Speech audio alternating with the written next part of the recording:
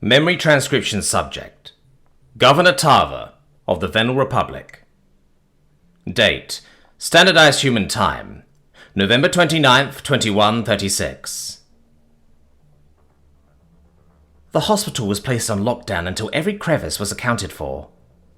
Scifi was found barricaded in a janitor's closet, requiring human volunteers to bust down the door.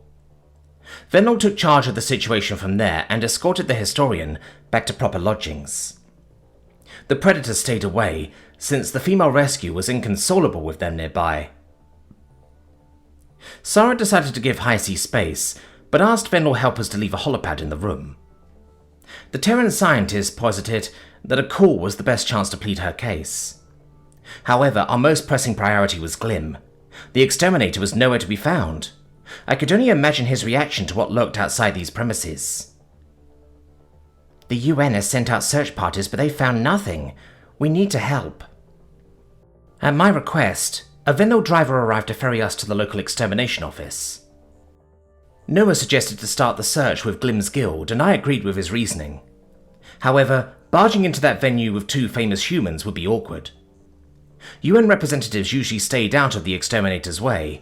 That avoidance was a two-way street. "Noah, I'm begging you, please don't stir up any trouble, we just want to find Glim," I said. The human snorted.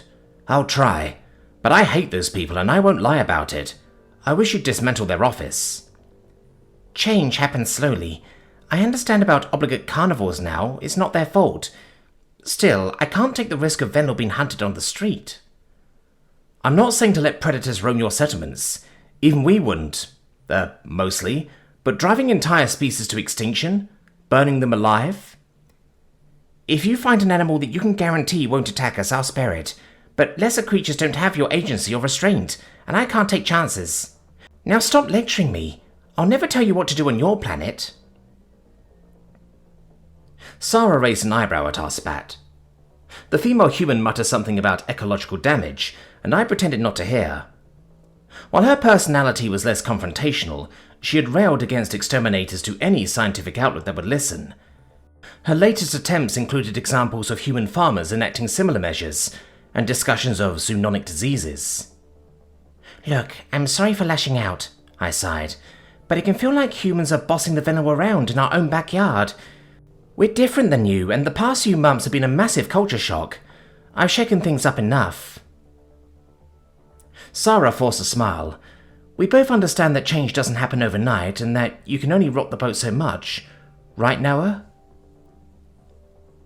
The male human struck a sullen pose, but nodded. "Sorry, Tava. No problems with the exterminators, I promise." Noah opened the car door for me, while Sarah occupied the front seat. It was a bit disturbing that the predators referred to that position as shotgun.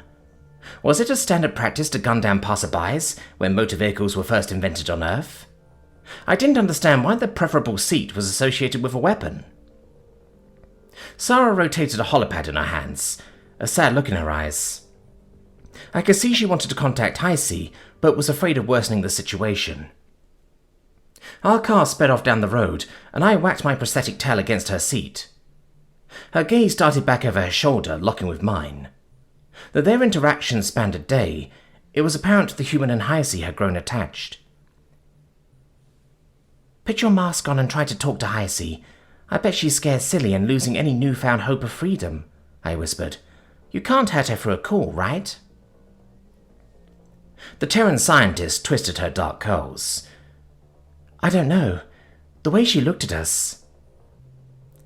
"I looked at you the same way when we first met, and now here I am, using Noah as a pillow.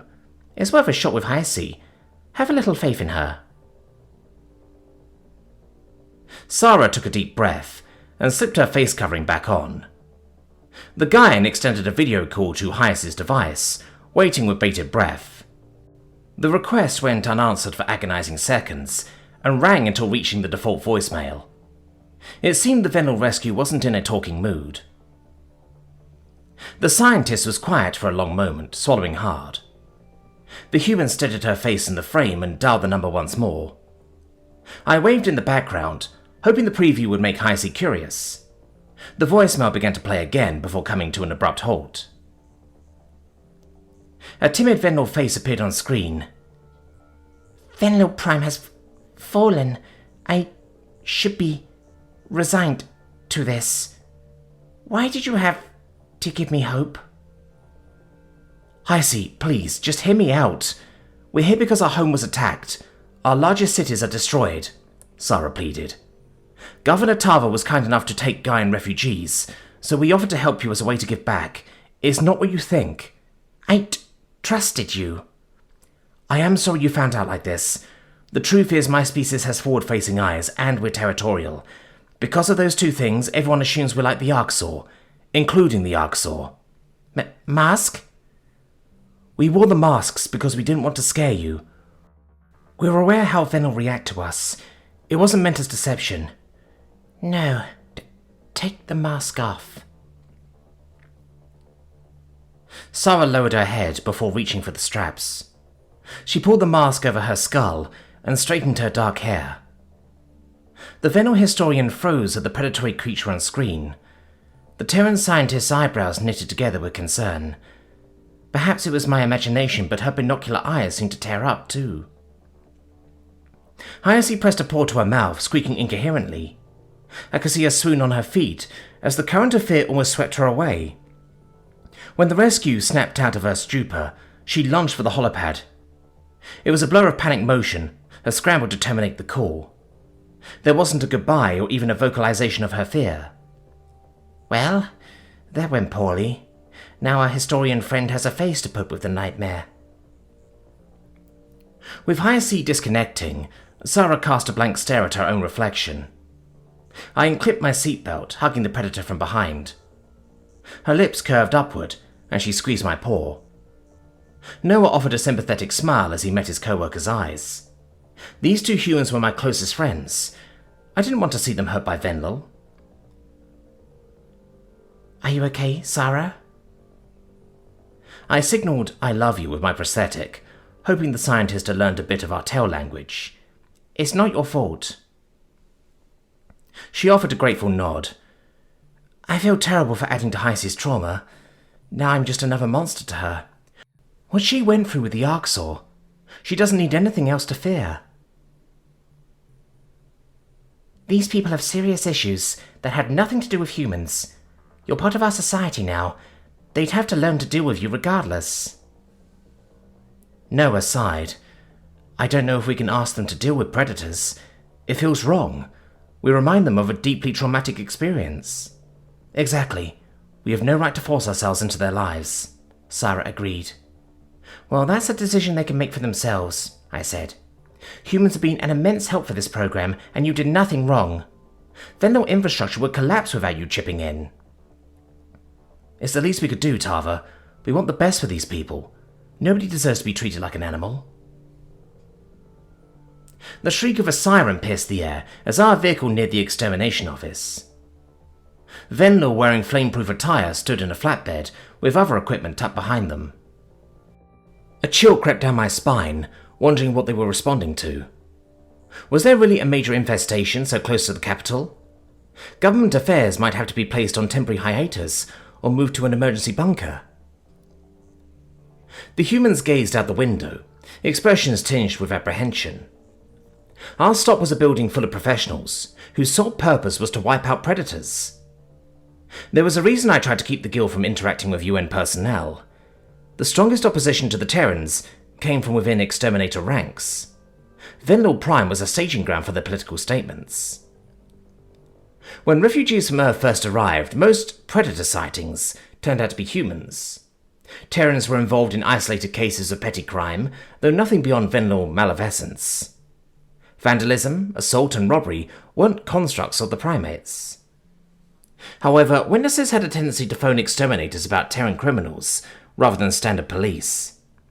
It was a miracle that none of the contributions ended with a toasted human so far. I told the exterminators to defer details of human cases to police. To use guns, not flamethrowers, if necessary and unavoidable. The question is if everyone listens. Sarah grimaced. Do you really think Glim is here? Could be. Only one way to find out, Noah answered. I swished my prosthetic tail in agreement. This wasn't where Glim worked, but it would be a familiar place. Noah told him that exterminator was a controversial profession. He might seek answers from the guild. The chocolate-skinned human exited the vehicle and I wriggled out behind him. The Terran ambassador took my paw in his hand, bringing me close. Sarah fell in beside us as well, with a tentative smile.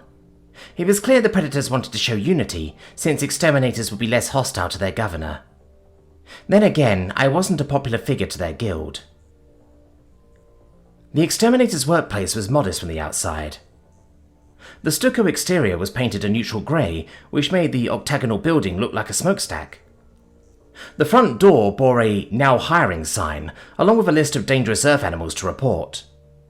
Some of the images sent a shudder down my spine. Still, I was relieved to see that humans weren't on this montage.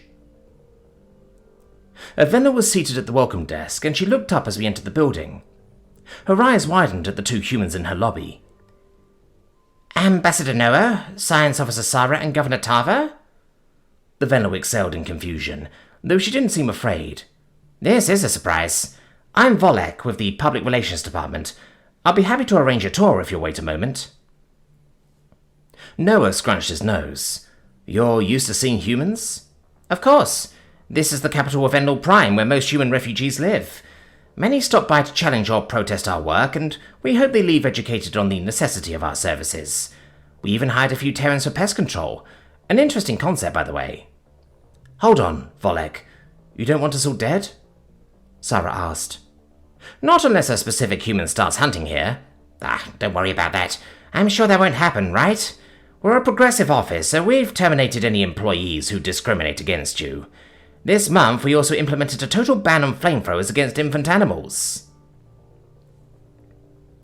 The Terran astronauts looked flabbergasted, at a loss for words. Even I hadn't heard that extermination officers were recruiting human employees, and scaling back incendiary devices. Perhaps coexistence between the Guild and the Predators was possible. It would just take time for other Venlo outposts to fall in line. Noah shoved his hands in his pockets. Where was the truck we saw going? Don't get me started. We've told you people time and again not to bring your pets, and humans still stink them in. Volek trailed her tail in an animated gesture before calming down. Another report of a cat loose on a street. Those things are monstrosities. Wait, what is a cat? I chimed in. One of the most invasive destructive predators on Earth. If you get humans to be open, they'll admit that cats have driven multiple species extinct. That felines hunt for fun and are still common pets.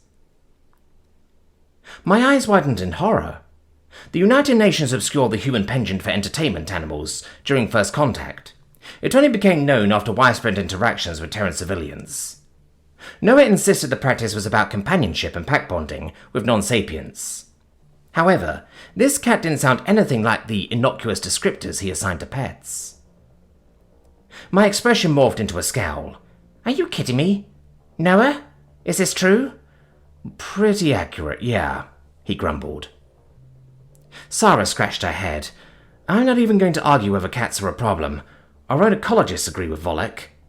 Then why'd you keep them as pets? Because they're cute and cuddly, Noah offered. I huffed in irritation. I hate you. Thanks. Volek gathered up some pamphlets and acted bored by the response to the cat rationale. Noah's answer must be standard for a human. It was baffling that our friends saw dangerous predators as cute. It defied all self-preservation that primates should possess. If their ancestors were prey, shouldn't their instincts spark wariness or feral beasts? Here you go, the exterminator said, passing the brochures out. It's a full explanation of the scope of our operations. Noah took a step back. Thanks, Volek.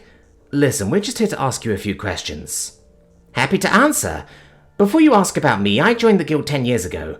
We have a job that not many people want to do, but we know how integral we are to protecting our loved ones and our homes. Animal suffering is not the goal. I'm sorry, we've gotten off topic here. That's completely on us. We're looking for someone. The Terran ambassador swiped at his holopad, showing Volek a recent photograph of Glim. The public relations specialist studied the image, and her pupils lingered on his neckband. Realization flashed in her gaze as she put the pieces together. The cattle exchange was a publicized success story, with the credit attributed to Secretary General Zhao. Volek flicked her ears. I don't recognize him. This, rescue escaped? Why would you think he's here? Because Glim used to be an extermination officer, Sarah replied. I don't know how much he suspected us, but it was enough to run off. There's no telling where he is or what he'll do. I cleared my throat. Even if he's not here now, it's possible he'll turn up. We'd appreciate your help. Absolutely, I understand. I'd like a copy of your contact information and that photo, Volek said. If any of our people see him, we'll notify you. Noah nodded. Thank you. I guess we're back at square one. The Vendel straightened her tail, imploring the humans to wait. She scanned a map on our holodisplay and zoomed in on the hospital. From there, the exterminator obtained a route to the closest public transportation. I watched with interest as she selected a tram station. Volek pointed with her tail. If I were you, I would ask around here. Lots of people on the run try to get as far away as possible, but nobody is going to make it far on foot, of course. A mile is a miracle. Assuming Glim knows the capital's layout, he might look for public transit. That's actually a good idea. Thanks, Noah said. Sarah cleared her throat. Volek, how did you arrive at that conclusion so fast? We track a few people ourselves, investigating reports of predator disease, you know? The male human gritted his teeth. Yes, we do know. Let's get going, Tava. The Terrans departed the office, and we hustled back toward our vehicle. A few pedestrians spotted the most famous humans leaving the extermination headquarters. Noah and Sarah paid no mind to the holopad photos taken of them. Both were used to stares whenever they made an appearance. The three of us hopped into the car and set a course for the train station. If we didn't locate Glim soon, he could wind up anywhere on the planet. The rescue would become untraceable, a needle in a vast haystack. Perhaps he would reunite with the less progressive extermination sects. It wasn't in humanity's best interest to let a wild card slip away.